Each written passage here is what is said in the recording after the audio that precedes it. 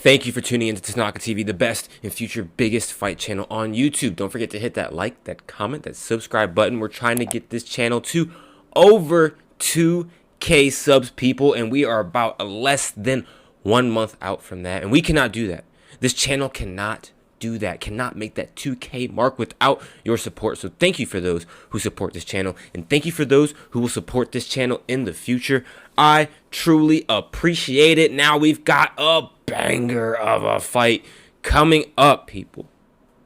In January, we've got Islam versus Arman. Now, I'm just going to put it this way.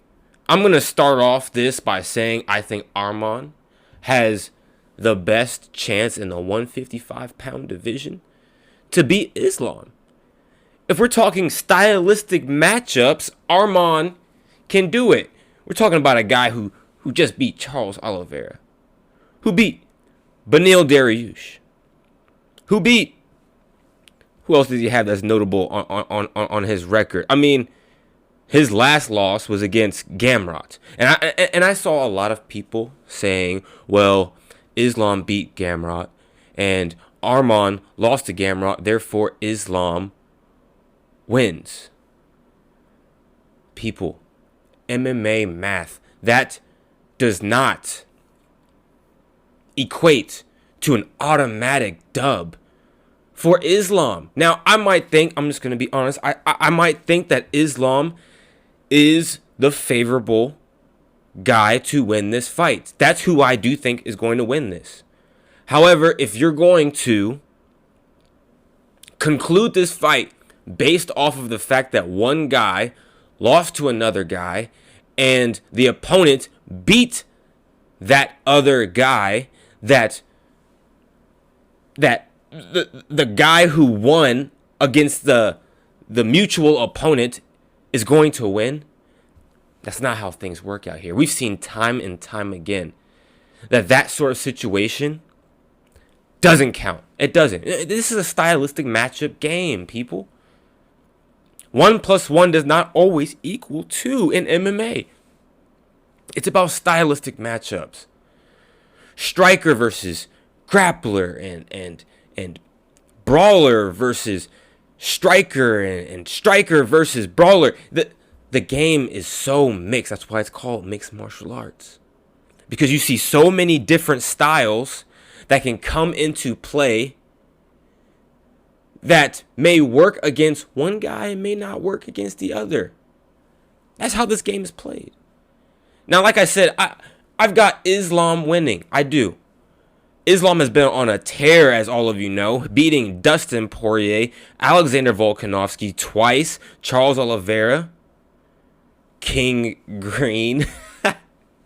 I can't believe he changed his name to King, but hey, that's another story. That's another. He beat Dan Hooker, Drew Dober, Arman.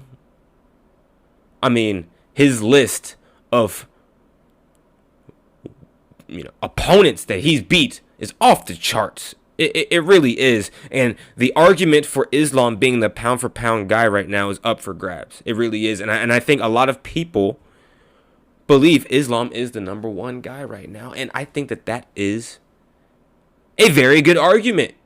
Now, if we're saying pound for pound #1 of all time, I would say no. He still has more to do. There's still a lot of distance to be covered if we're talking about him surpassing John Jones, Demetrius Johnson. Has he surpassed GSP yet? Amanda Nunes. I'd say we should hold off on the greatest of all time conversation. If he keeps on the path, though, that conversation is to be had. But not right now. Not right now. And so we're talking about the last time these two fought was in 2019. Okay, so we're talking by the time these men fight, it would have been a little less than 5 years between their next fight date and the last time they fought. That's a long time. That's a lot of time to improve and to get older and to decline and to increase your your ability to be a better fighter, 5 years is so much time.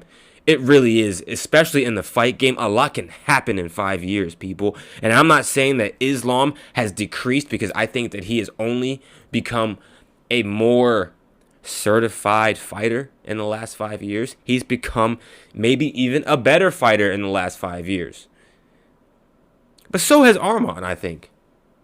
I think so has Arman. And Arman, had, since their last fights, has... And I'm just seeing here, people, as far as I can see, Islam was Arman's first fight in the UFC. Think about that. That since they've had their last fight, Arman has fought 1, 2, 3, 4, 5, 6, 7, 8, 9, 10. And he's 9-1 in those 10 fights. That's something to think about. And so, like I said, I do truly believe that Arman is the most dangerous guy for Islam in that division. If we're talking the ability to be able to defend against Islam's grappling capabilities,